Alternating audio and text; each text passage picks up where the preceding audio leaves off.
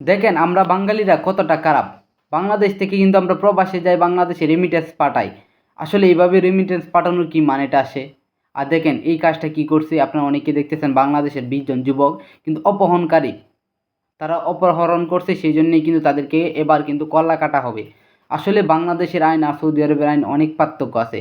তাদেরকে কিন্তু পরিবারের সুখের জন্য পাঠানো হয়। বাংলাদেশ থেকে কিন্তু অনেক কষ্ট করে টাকা পয়সা অনেকেই অনেক কিছুভাবে কষ্ট বিনিময়ে কিন্তু টাকা পয়সা ম্যানেজ হয়।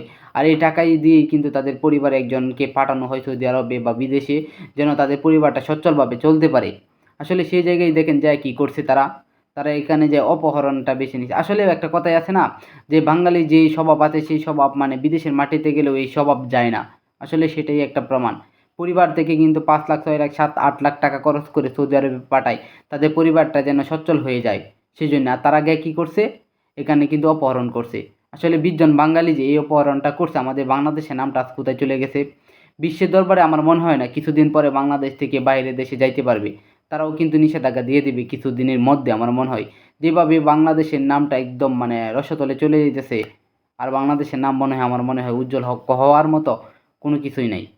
আসলে এই ভিডিওটা দেখে অনেকটাই খারাপ লাগছে, আমরা বাঙালি কতটা খারাপ, নিজেকে নির্লজ্জ মনে হইতেছে। তো কী বলবো, বাঙালি এ ধরনের কাজ করতে পারবে সৌদি আরবের মাটিতে? আসলে এখন যে কল্লা কাটা হবে, আসলে এই টাকা পয়সা দিয়ে কী হবে?